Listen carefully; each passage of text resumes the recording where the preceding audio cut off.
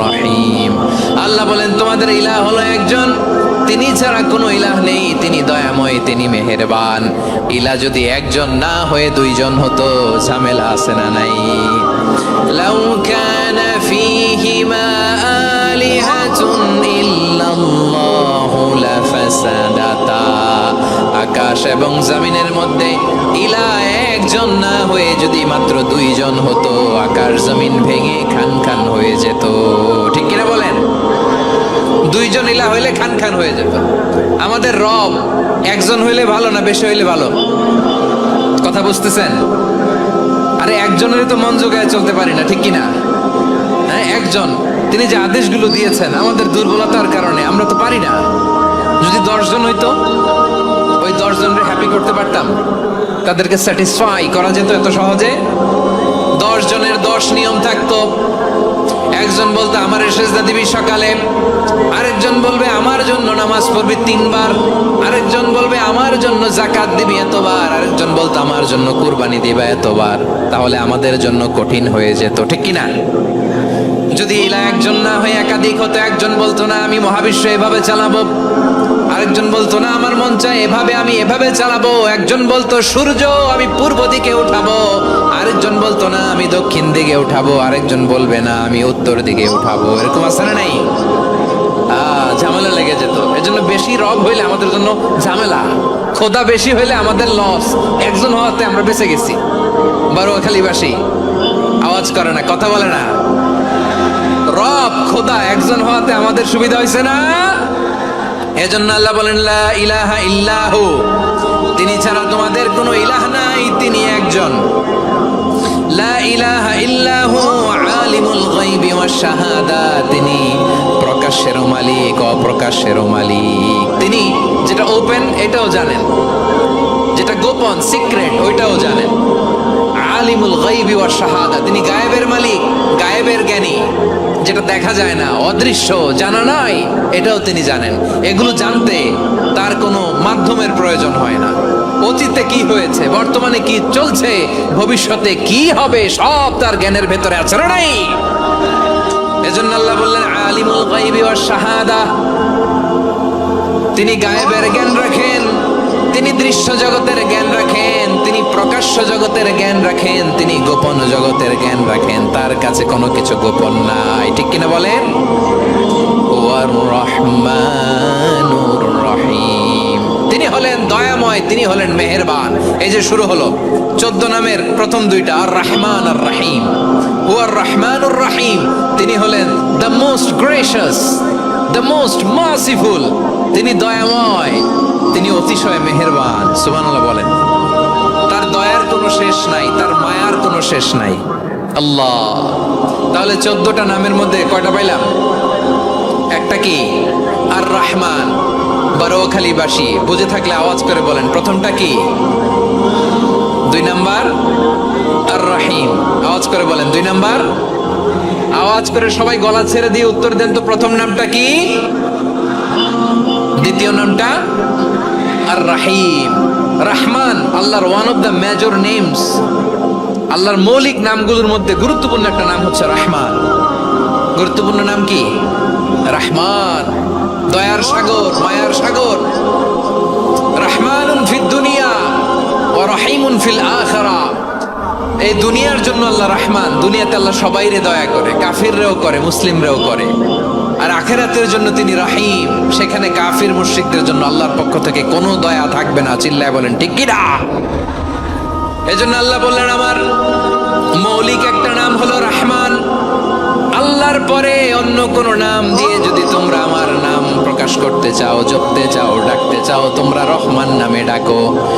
রব্বুল আলামিন ইরশাদ করেন কুল ইদউল্লাহ আও ইদউর রহমান আইয়াম্মা তাদউ ফালাহুল আসমাউল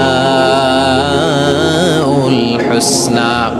আমাকে আল্লাহ নামে ডাকো কিংবা আমি আল্লাহকে রহমান নামে ডাকো, যে নামেই ডাকো না কেন আমার আছে অনেকগুলো সুন্দর সুন্দর নাম।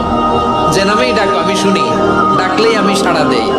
সকালে ডাকলেও সাড়া দেই, দুপুরে ডাকলেও সাড়া দেই, মাঝরাতেও যদি আমরা বিপদে পড়ি ডাকলে আমাদের ডাকে সাড়া দেয় কে? সবাই বলুন তো সাড়া দেয় কে? আবার বিশ্বনবী যখন মক্কায় দাওয়াত দিচ্ছিলেন, তিনি মাঝে মাঝে আল্লাহর নাম বলছিলেন, মাঝে মাঝে তিনি রহমান নাম বলছিলেন। যখন তিনি বললেন ওয়াইদা কিলা লাহুমুসজুদু লিররহমানি ক্বালু ওয়ামার রহমান। বিশ্বনবী মক্কায় যখন মক্কার কাফিরদেরকে, কুরাইশদেরকে বলল তোমরা রহমানকে সিজদা দাও, রহমানের ইবাদত করো, রহমানের জন্য সিজদায় লুটিয়ে পড়ো, মক্কাবাসী বলে রহমান আবার কে? রহমান রে তো চিনি না।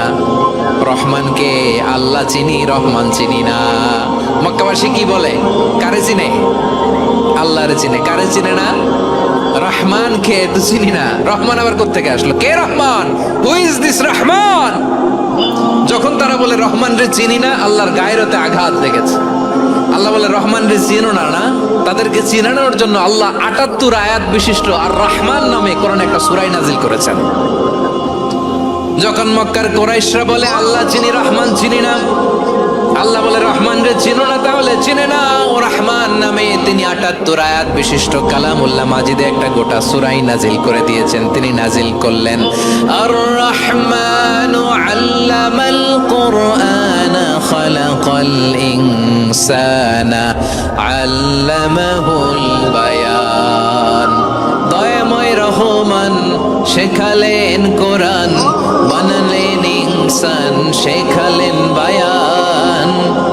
দয়াময় রহমান শেখালেন কোরআন, বানালেন ইনসান, শেখালেন বায়ান। দয়াময় রহমান শেখালেন কোরআন, বানালেন ইনসান, শেখালেন বায়ান। পড়েন আল্লাহু আকবার। আল্লাহ বলে রহমান কারে বলে চেনো না? শুনে নাও, ৭৮ আয়াত বিশিষ্ট গোটা একটা সূরাই নাজিল করে দিলাম, সূরাত আর রহমান। আর রহমান তিনি দয়ালু, আল্লামাল কোরআন, তিনি মানুষকে কোরআন শিখিয়েছেন। খালাকাল ইনসান, মানুষ বানিয়েছেন। আল্লামাহুল বায়ান, মানুষকে কথা বলা, বর্ণনা করা শিখিয়েছেন। পড়েন সুবহানাল্লাহ। গোটা একটা সূরাই নাজিল করেছেন, সূরাত আর রহমান। আমার বারোয়াখালীর ভাইয়েরা, তার নাম হচ্ছে আর রহমান আর রাহিম, মানে দয়াময়, মেহেরবান। তার দয়া যে কত বেশি আপনি কল্পনাও করতে পারবেন না, আপনি কল্পনাতেও আনতে পারবেন না তার দয়া কত বেশি। বিশ্বনবী সাল্লাল্লাহু আলাইহি ওয়াসাল্লাম ফরমান লাম্মা কাদাল্লাহুল খালকা কাতাবা ইনদাহু ফাওকা আরশিহি। আল্লাহ যখন মহাবিশ্বের সব সৃষ্টি করে সারলেন, তিনি আরশের উপরে লিখলেন সাবাকাত রাহমাতি গাদাবি, সাবাকাত রাহমাতি গাদাবি। কোথায় লিখছে? আরশের উপরে। আওয়াজ করে বলেন তো কোথায় লিখেছে? আরশের উপরে আল্লাহ লিখলেন সাবাকাত রাহমাতি গাদাবি। এর মানে হলো আমার দয়ার কাছে, আমার ভালোবাসার কাছে আমার ক্রোধ পরাজয় বরণ করেছে।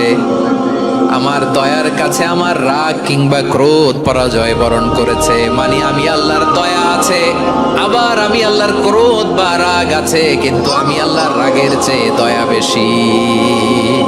আওয়াজ করে বলেন আল্লাহর রাগ বেশি না দয়া বেশি?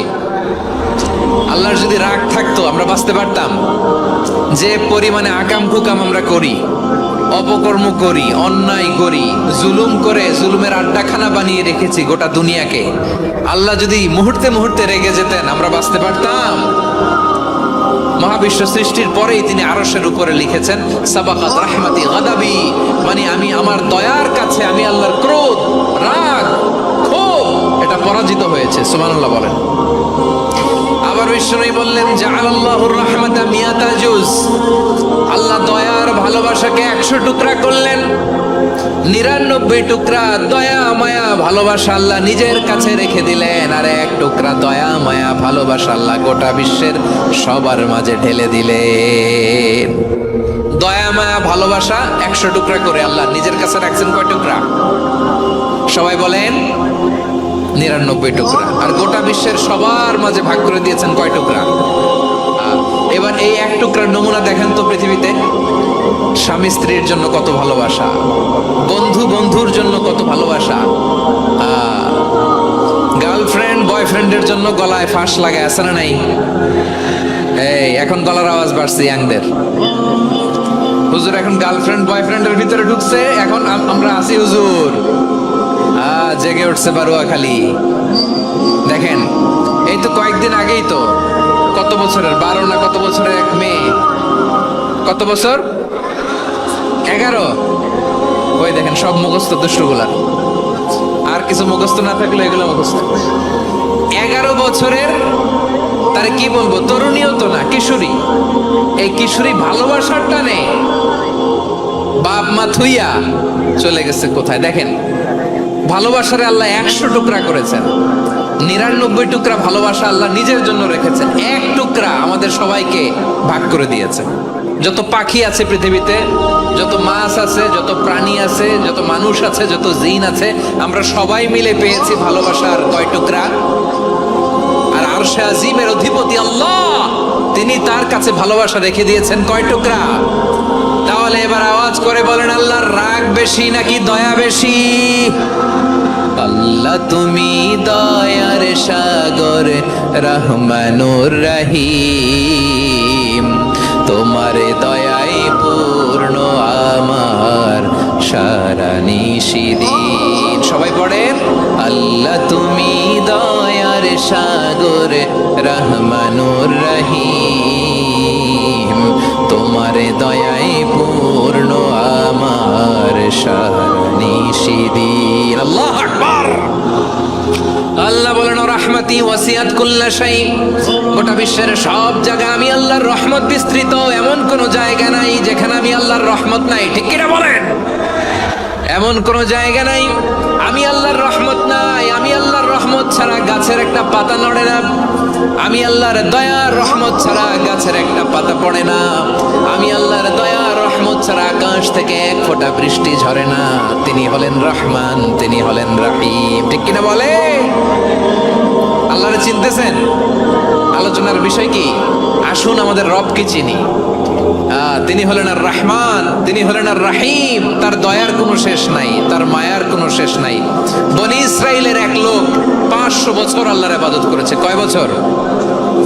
কোথায় জানেন? সাগরের মাঝখানে এক পাহাড়, ওই পাহাড়ের উপরে বসে 500 বছর টানা আল্লাহর ইবাদত। দিনে আর রাতে একবার করে নিচে নামতেন। সেখানে আল্লাহ তাআলা পাথরের ভেতর থেকে তার জন্য মিঠা পানির ব্যবস্থা করে দিয়েছেন, আর একটা ডালিম গাছের ব্যবস্থা করে দিয়েছেন। সকালে নামলে একটা টসটসে ডালিম, রাতে নামলে টসটসে ডালিম। এগুলো খেয়ে খেয়ে 500 বছর সে আল্লাহর ইবাদত করেছে। আর সে আল্লাহর কাছে বলেছে, আল্লাহ আমি যখন মারা যাব সেজদারত অবস্থায় যেন মারা যাই। ঠিকই আল্লাহ সেজদারত অবস্থায় সাইয়েদনা আজরাইলকে পাঠিয়ে দিলেন। সেজদারত অবস্থায় লোকটা মারা গেল। 500 বছর ইবাদতের পরে আল্লাহর দরবারে কিয়ামতের কঠিন ময়দানে যখন লোকটা হাজির হয়ে যাবে, আল্লাহ বলবেন, আদখিলু আবদি আল জান্নাতা বিরহমাতি, আমার বান্দাকে আমার দয়া, আমার ভালোবাসা দিয়ে জান্নাতে ঢুকায়া দাও। 500 বছর ইবাদত করছে তো আমার দয়ায় আমার বান্দারে জান্নাত দাও। এই বান্দা বলে, বালবি আমালি, আল্লাহ তোমার দয়া লাগবে কেন? আমি আমার আমল দিয়ে জান্নাতে যেতে চাই। কি দিয়ে? কথা বুঝে নাই বোধহয়। আল্লাহর এই বান্দা কি দিয়ে জান্নাতে ঢুকতে চায়? আমল দিয়ে। আল্লাহ বলছে, আমার দয়ায় আমার বান্দারা জান্নাতে নিয়ে যাও ফেরেশতারা। এ বলে, আল্লাহ তোমার দয়া লাগবে কেন? সেজদা তো কম দেই নাই, জিকির করতে করতে 500 বছর শেষ করে দিলাম, আবার তোমার দয়া লাগবে? আমি তো আমার আমলেই জান্নাতে যেতে পারি। আল্লাহ বলবেন, তাই ঠিক আছে, আমি চাইলাম দয়া দিয়ে জান্নাত দিব, তুমি চাইলে আমল দিয়ে ঢুকবা। ঠিক আছে, তোমার আমল আর আমার যে দয়া, দুইটার একটু মাপ দেই। তোমার 500 বছরের ইবাদত এক পাল্লায় রাখো। আর আল্লাহ বললেন, আমি যে দয়া করে এই দুনিয়ার নাজ নেয়ামত বিউটি সৌন্দর্য দেখার জন্য তোমার 2টা চোখ দিয়েছিলাম, 2টা নয়, একটা চোখ আরেক পাল্লায় রাখো। রাখা হবে, দেখা যাবে ওই 500 বছরের ইবাদত হালকা হয়েছে, আর মুহূর্তের মধ্যে আল্লাহর দেয়া একটা চোখের নেয়ামত ভারী হয়ে গিয়েছে। আল্লাহ বলবেন, তোমার কথা মতো মাপ দেয়া হলো, এবার ফলাফল দেখো, হিসাব বলে তুমি এখন জাহান্নামে যাবা। Go to the hell fire, যাও এবার জাহান্নামে যাও। মাপ চোখে যখন আসছো আমার সাথে হিসাব ক্যালকুলেশন, যাও তুমি এবার জাহান্নামে যাবা। এবার লোকটা কাচুমাচু করে বলে, আল্লাহ আমি বুঝি নাই, আল্লাহ আমি বুঝতে পারি নাই, খেয়াল করি নাই, তুমি আমারে ক্ষমা করো, তুমি আমারে মাফ করো। ও আল্লাহ, এবার আমি টের পেয়েছি, এবার আমি বুঝতে পেরেছি, তোমার দয়া ছাড়া দুনিয়ায় কেউ জান্নাতে যেতে পারবে না। কেউ পারবে না। আল্লাহ বললেন, ওরে গোলাম, তুই তো কিছুই ছিলি না, অস্তিত্বহীনতা থেকে তোরে অস্তিত্বে আনলো কে? ওই ছোট্ট শুক্রাণু থেকে মায়ের পেটে 9 মাস ধরে খাবার দিয়েছে কে? আবার সুস্থতার সাথে দুনিয়ার বুকে তোর ডেলিভারির ব্যবস্থা করে দিল কে? আবার তোর মায়ের বুকের ভেতরে 2টা খাবারের লাইনের ব্যবস্থা করে দিল কে? আবার তোকে শৈশব পেরিয়ে কৈশোর পেরিয়ে তারুণ্য, তারপরে যৌবন, এগুলো দান করলো কে? তার চেয়ে বড় কথা, পাহাড়ের মাঝখানে, সাগরের মাঝখানে 500 বছর ইবাদত করার শক্তি তোর গায়ে দিয়েছে কে?